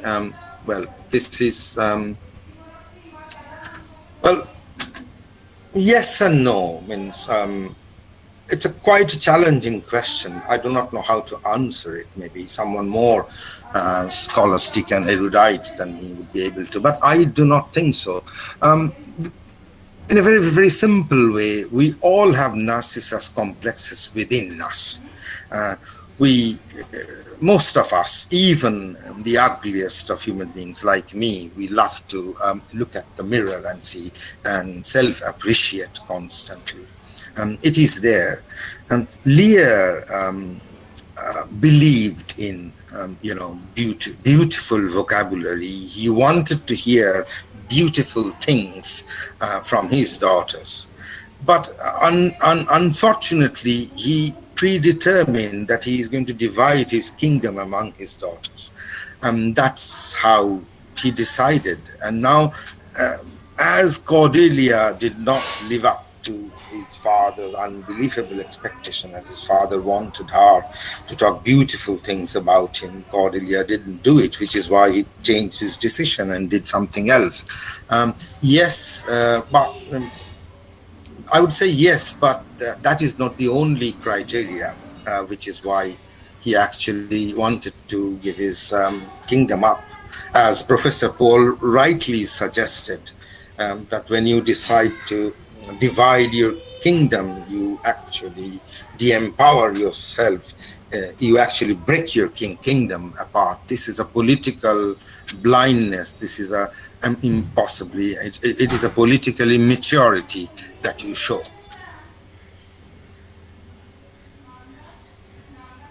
Next question from Madhu. Oh, yeah. Do you think Lear lacked insight? Was his blindness also gendered? Madhu, I'm sure Madhu could be a professor of English literature.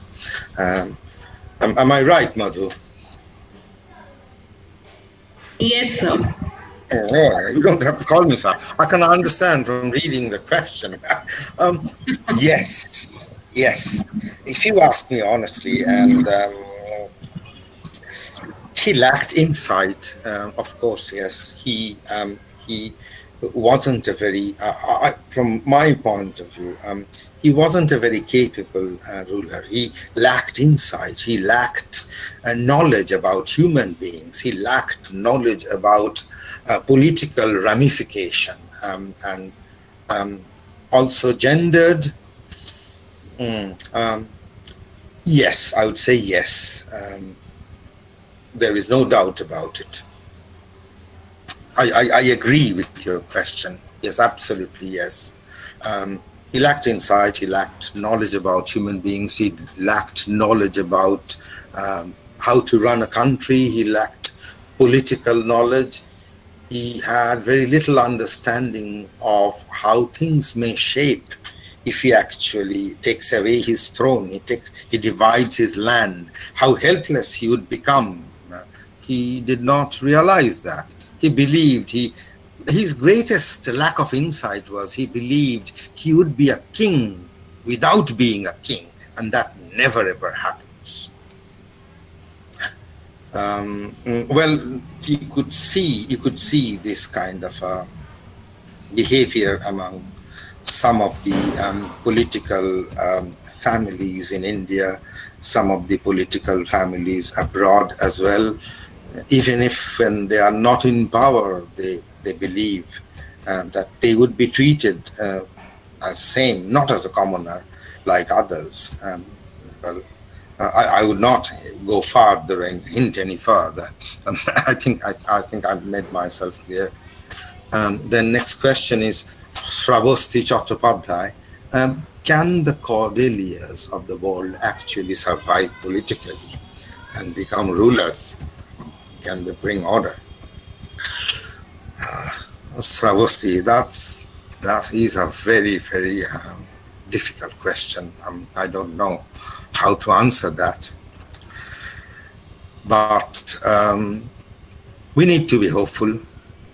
We believe there will be a time when the Cordelias will not be defeated and gone time and again. There will be a time where some Cordelias will survive, and they will give us just rule. But about time and space, I don't know. But unless we stop behaving like King Lear's, unless we stop behaving like King Lear's and be hoodwinked by wrong and false promises, unless we decide to rule correctly, justly, exercise our powers, whatever we have, in the best possible manner, there will be. We have to face the rules of Goneril and Regan's.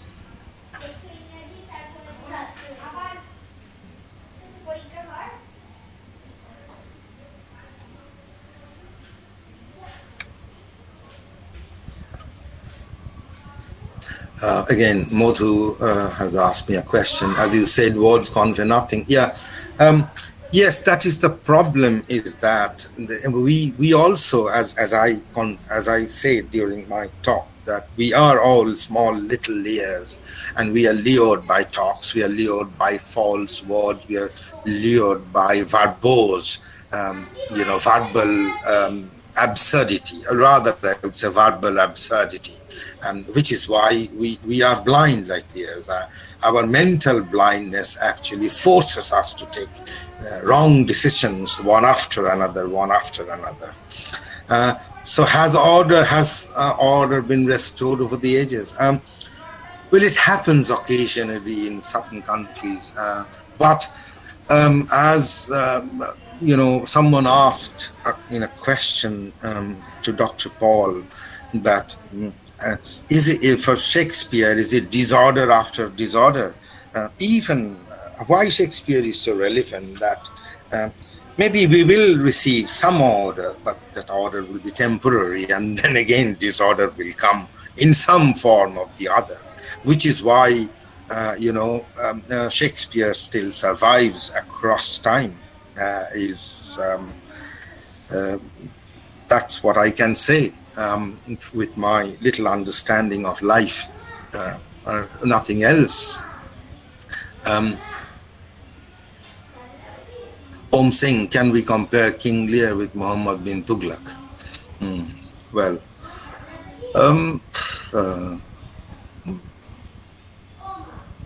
I don't know, to be honest. Means King Lear did not change his capital from here to there, but historically, perhaps Muhammad bin Tughlaq also implemented the first currency in India, as far as my knowledge goes. Well, bin Tughlaq was, from a historical perspective, was suffered from indecision, or overtly decisive, from here, there, neither. I would not go that far to consider or bring similarity with Muhammad bin Tughlaq, because I do not have that scholastic knowledge on history, to be honest, to compare to that. I can very humbly relate a drama, as I'm a student of literature, and literature allows us to relate life with literature, as Aristotle suggested. It's a dramatic representation of life. It is life. Literature is kind of a slightly dramatic representation of life, and similarly, literature does reflect life, through a mirror as well. Om Singh, in some political decisions, I am not very sure historically, whether his political decision destroyed him, actually he invited outside enemies. Yes, from that perspective, yes, I would say yes. But having said that, I need to have much more clear understanding and knowledge and research um, to comment on this. If you give me time, yes, I may go back, read, and come back to you. I think if that is allowed. Is somehow Lear's next question. I'm not ignoring your question, but I'm not very capable of answering your question. But I tried my best to answer your question. I hope you'd excuse my my ignorance on certain things, and I do accept it. Is somehow Lear's character similar to Oedipus's character? Both of them are arrogant and excessively proud of themselves.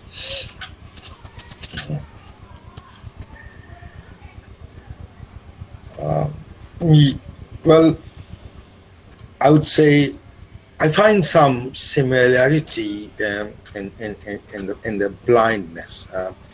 One is self-imposed and another is imposed as well, self-imposed as well, because he cannot see any logic or reason. So there is a psychological and mental blindness that Lear inflicts on himself. And Oedipus did it from a different, perspective. Well, if you can come up with reason, yes, you can do that. But having said that, I don't know how to bring similarities or draw similarities between them. Not a close one, but yes, of course, from a distant similarity could be acted upon. Yes.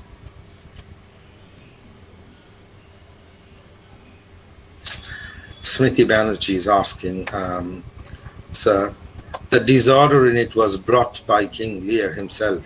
What is your take in this? Yes, of course, the disorder is brought by King Lear, and if you ask me to compare the modern day, compare a common average citizen of this world to relate to that, yes, we have done that to ourselves because we did not listen to our logic, we did not read enough, we did not try to see through the false promises. We were absolutely blind, and we were busy praising our own logic, our own understanding. And also there was a fear among a lot of common citizens that you know what, you don't want to stand outside the line at times and say, okay, I'm different. There is a huge comfort when you actually stand in the queue and say, yes, I'm one of you, but maybe deeply within your heart, you know what you are doing is wrong.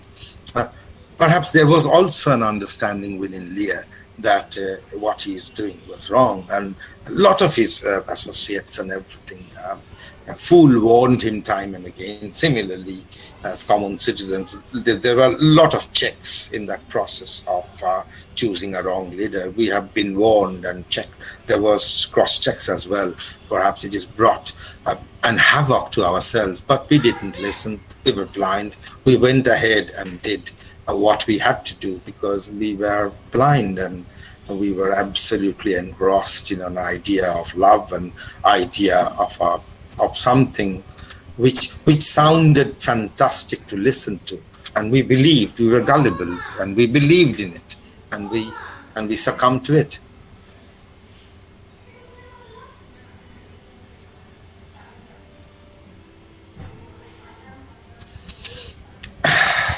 Madhu, again, Madhu has posed me a very difficult question again.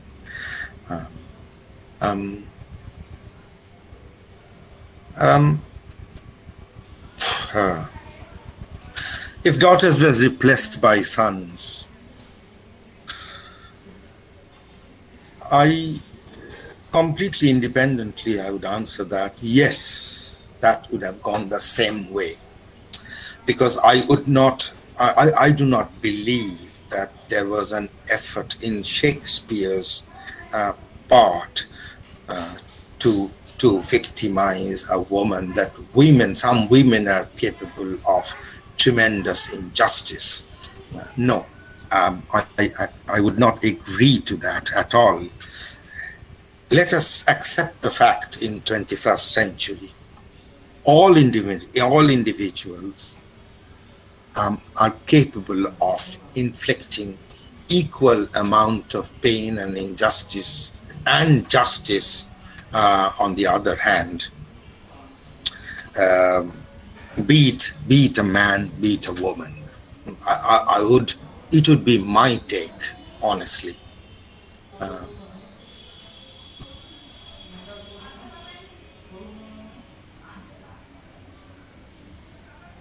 Poshali Mohor Sen. Poshali, do you also teach, or you're a student? Just I'm curious.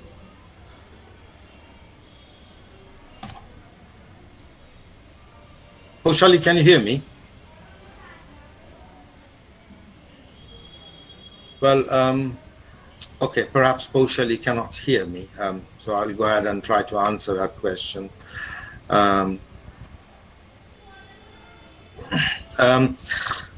Poshali, single parenting and family dynamics then, now in King Lear's time and in modern time.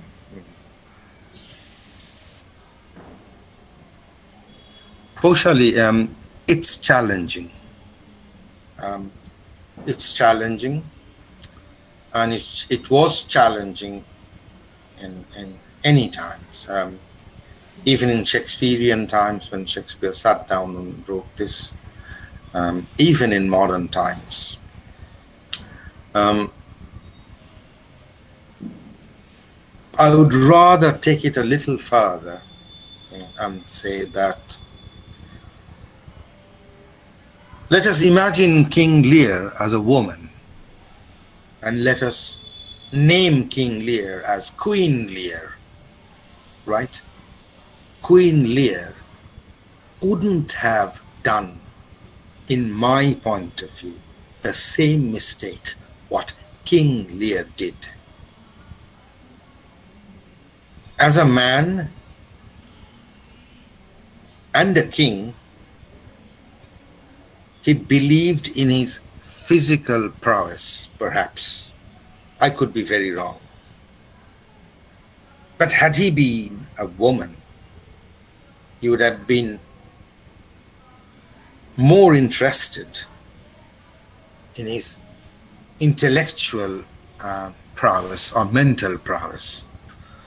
So from that perspective, perhaps as a single parent, Queen Lear would have been more successful. I might offend some of my male colleagues and friends and students, but that's my take. Because, to be honest, I at times struggle as a father when I have to teach or discipline my daughter. And I see, as my wife doesn't live in England, she lives in India, and I see how easily she manages it. So that's my take. I could be a very incapable parent as well. Okay, Chandrani Kundu, would you agree if we were to say that Goneril and Regan have been deliberately depicted as ambitious and unscrupulous, as they defy gender roles assigned to women?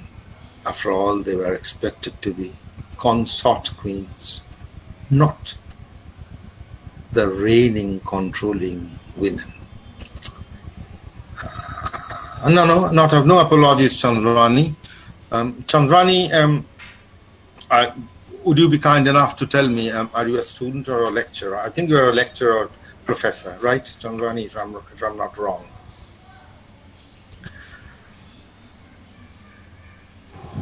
Hello, good evening. I teach in a school actually. I don't teach college or university students. I teach in a school. Don't Don't But I worry, primarily Chandrani. teach 9 to 12, and we do a lot of Shakespeare in school. And Yeah, I we can also understand. introduce children to, comparisons with other texts. So that's why Yes. I asked this question. Okay, I understand, Chandrani, because I can. Please do not mind my language. I could understand. It's a mature question, and in a very not in a slighting manner, but in an endearing manner. It's a naughty question. I will answer to your question. Never mind. Thank you. No, please do. Don't worry.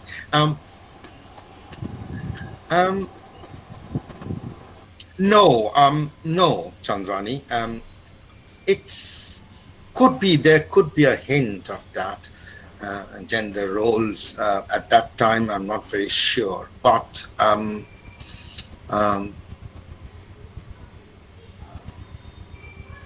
yes, women are believed or expected to behave in a certain manner.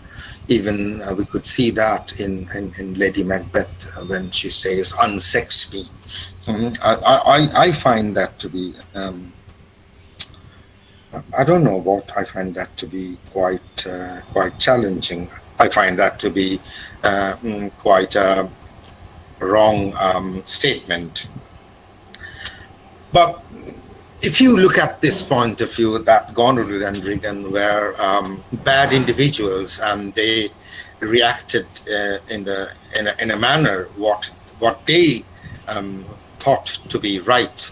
Had Regan and Goneril been men, and if they were handed over a part of the kingdom, and then still if they were asked to koto King Lear's orders, they would have rebelled as well.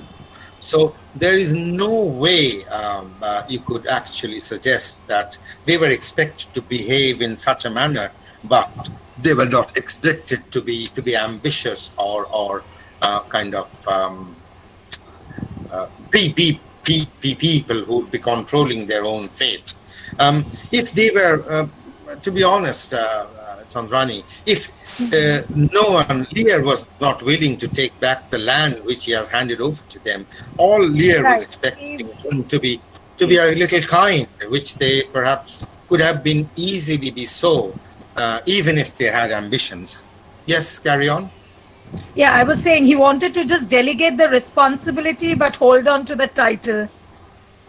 Of course, yes, that is a failure as a ruler. Something that the managements do it now all the time. The leader passes on delegates the responsibility, but it was unheard of in his time. So, but thank you for answering. And I'll tell you where the words consort queen comes from. Actually, I was reading the newspaper yesterday, and also on Facebook, I saw a video. Britain is still very hung about their monarchy, and there are these words which are still used where how Kate, the Duchess, must behave, or the Queen conducts herself. So, somewhere we perhaps have not been able to let go of what we call quote unquote traditions. But women are still gender specified even in modern times, and quite a few see it glamorous, treated as a glamorous thing, but that is what was pricking me basically. But thank you for answering it so well. No. I would like to share a very personal experience with all of you. You are very right. Not only Britain is very hung up about the traditions, and I think they are very conservative as well. As our classes are monitored closely, in one of my class lectures, I actually severely criticized Boris Johnson for not being the leader what they want him to be. And I was called in by my professor, head of the department, and also my observer, because our teaching contracts are not very permanent, never. So we have to repeat it. There are permissions and everything, which is why I was severely criticized, and I was though my human rights were not challenged, I had freedom of speech, but they were not happy at all. They were not happy at all, and I could go on and explain you their disgust. My my observer and my mentor, even in college, even if you are there are, your professors and everything. They're literally, some of them, they're mentors and everything. We constantly go through our teaching, learning experiences as well. There are observers who come and sit inside of a class in spite of so many years, of 6 years now, 6, 7 years already. I'm back in, and before that, I've also taught 7, 8 years as well. And then her name is Helen Schwartz. I don't want to be quoted anywhere at all. And she was from the University of Doncaster. And she asked me one thing, where do you live in England, Regit? And I said, I live in Hitchin. And as I do not live in a very posh or fancy locality. And then she was quite unhappy with my presentation and everything in the class. And because I compared political parallels. So she just said, which part of the United Kingdom is that, Regit? As if I live somewhere in Mars or something. But that is the way of expressing their disgust. Well, never mind. I've just learned to live with that. I know because I've got 5 cousins living in London at the moment, so we are aware of things like these. But it was a brilliant session, sir. Thank you so much. No, thank you very much. I don't think actually it was very scholastic or erudite, but well, that's my common person's take for all of you. Okay, I think we have 3 questions from YouTube, so I would like to read it out. So Ashish Mitra has 2 questions. He asks Professor Mustafi, he's addressed you as Professor. Sorry if you have any objections to it. I have 2 questions. First, in today's democracy, how relinquishing power is relevant, number 1. Will I read out one by one? Or yes, please, go ahead. No, go ahead, read out, please. Read out. And the second, in the polity of domestic power struggle, where the doctrine does stand. So the first, again, I would like to read out, in today's democracy, how relinquishing power is relevant. Yes, okay. For the rest of the listeners, Ashish was my classmate in which institution, and he was quite brilliant always, and I always knew he'd be very mean in asking me questions, but I'll try my best in answer to his naughty questions. Apparently, we feel that in democracy, some of the powers do not work. Can all of you hear me? Show me? Yes, we can. Yes, we can. Yeah. But unfortunately, over the years, democracy has got a very nagging and bad habit of handing over the powers to absolutely non-deserving people. And once they do it, as democratic citizens, as small little Lears, what these powers do is the first one to take away whatever relevance we have within the society. And that is the worst possible case. And that keeps on happening throughout the century. And you have seen that in Second World War. You have seen that in in many other countries as well. Even in China, Cultural Revolution, it came as a cultural revolution, and then it became an absolute dominance of communism, which actually thwarted human democracy, thwarted human freedom of speech and everything. Even in democracy, they are relevant. So it is our duty to be constantly on our guard. We should implant this within our awareness that we are ready for these challenges. It's not that you go out once in 5 years and you cast your King Lear kind of judgment of empowering certain people and then you forget about it. You have to put a check on it and a balancing check on it, which actually allows you some amount of control over any democracy. For example, in our democracy, the parliament, the Lok Sabha and the Rajya Sabha, there should not be absolute majority in Rajya Sabha, even if there is Lok Sabha. These cross checks and balances are kept in most of the democracies, even in US Senate and the other house as well.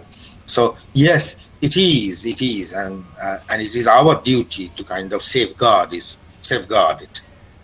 Is that a relevant answer, Shomi? Yes, that's quite a relevant answer. So, second, what is in the polity of domestic power struggle where the doctrine does stand? I think you have already answered it. It has been answer, I think. Yes, I think I've answered. Polity of doctrine has done. Well, doctrine, along with the doctrine, it is our duty to keep a cross check on everything, and then otherwise we will be thwarted, thrown away, smashed, smothered, unless we keep a balance and check. And if we decide to make our daughters our mothers, we do have to suffer the consequence. I just use that word kind of relevant to the King Lear, or I can say if we decide to make our sons our fathers, we have to face the similar consequence, because I do not want to be sound sexist at all. Anyway, any other questions, Shomi? Two more, so we'll be rounding up after these two more questions. One from Dharmadas Banerjee. He's asking, Shakespeare want to project one egalitarian society in a politically disordered society? Can you come again, please? Yes. Did Shakespeare want to project one egalitarian society in a politically disordered society?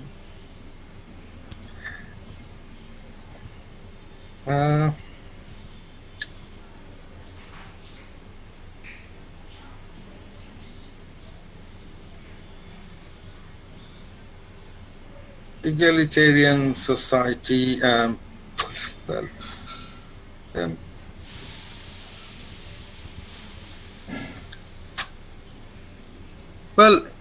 yes, I would say, because even in most of the plays, you will see, even if he is describing kings and queens and other things, you have always found commoners in Shakespearean dramas.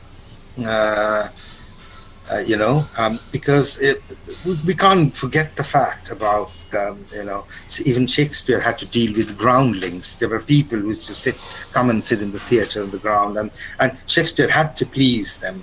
And unless he introduces some commoners in his plays, there is a message.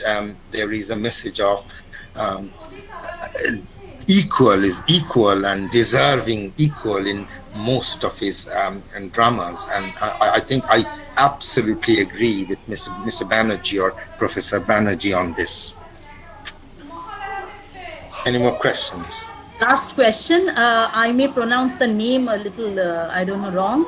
It's Kostyanov Gons. Kostyanv Gons. How Shakespeare's plays are influenced by politics?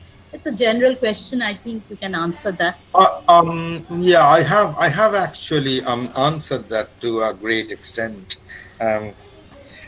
Well, we can't forget the fact that Shakespeare also had to rely on kings or royal families' support to him.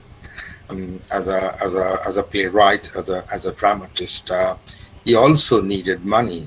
At the same time, he would try his best not to compromise his dramatic or his responsibility as a playwright. But at the same time, he had to look after the kings and the queens, because that's where their support used to come from to a great extent, unless that play is presented in the form of a drama or anything.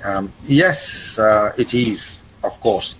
A lot of his plays are political, and there is no denying. Apart from a wonderful entertainment, apart from a lifetime experience sitting and observing the theatres, apart from reading them and be enriched with his thumping literary supremacy, you do have to accept that he was absolutely aware of the politics of the local times and the times beyond.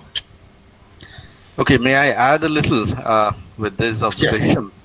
Yes. So yesterday, Nishidi was talking about global Shakespeare's, that is Shakespeare's adaptations all over the world.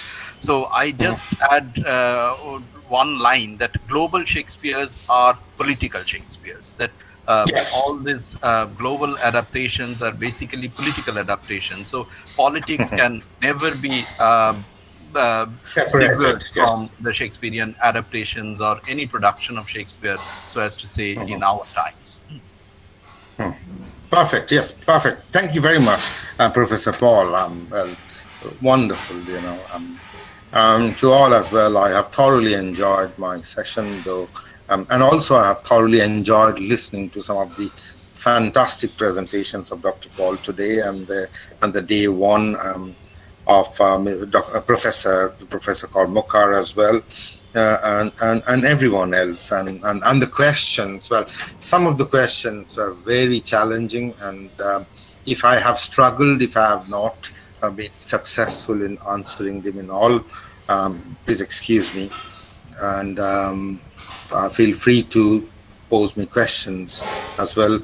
You can send it to Professor Mitra, Shomi Mitra, and then she can forward it to me, or I would request her to share my email with some of you if you have any further questions.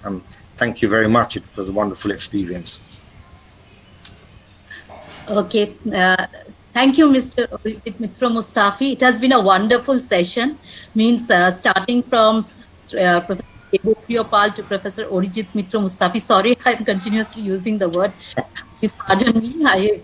So it is really, we've been really interested. Means all the questions, it shows how much the audience were interested. They were so much involved in it, isn't it? Yeah, it was very, very, very encouraging and heartening. Yes. Yes, carry on. I would like to also carry on with that it has truly been a really exciting session. The interactive session has shown how interested the participants have been. They have also added so much of life and enthusiasm into the program. I cannot thank them less. To compress the idea of Shakespeare in these days has been a really challenging task, and even to choose an area to deal with Shakespeare is highly difficult. In the 52 years of life, William Shakespeare transformed himself from a small town glove maker to a favorite playwright of Queen Elizabeth and King James. Today, he is celebrated as the most popular writer in the English language. During Shakespeare's time, people's lives were often short. As many as one half of the children never lived beyond 15 years and thus never reached adulthood. Also, the average lifespan of an adult was only 30 years. These short lifespan were due to the limited medical knowledge. In a time when antiseptics and antibiotics were not known, doctors used somewhat primitive forms of medication. One thing that really tested the medical knowledge was the Bubonic Plague. The disease that often plagued England always appeared suddenly and spread quickly. Plagues and epidemics have ravaged humanity throughout its existence, often changing the course of history, signaling the end of entire civilization. In the realm of infectious diseases, a pandemic is the worst case scenario. When one epidemic spreads beyond a country's border, that is when the disease officially becomes a pandemic. We are also encountering one of the worst pandemics in human history, the COVID-19 outbreak. The pandemics erase social, gender, and personal differences, Shakespeare responded by emphasizing people's unique and irreplaceable difference. His work is a narrative vaccine. When he was in quarantine from the plague, William Shakespeare wrote King Lear. Today, we are also engaged in different activities while being quarantined at home, like defying social distancing by connecting with people all over the world through workshops and webinars. This not only takes us away from the immediate reality for some period of time, and also helps us in engaging in fruitful and creative activities and life.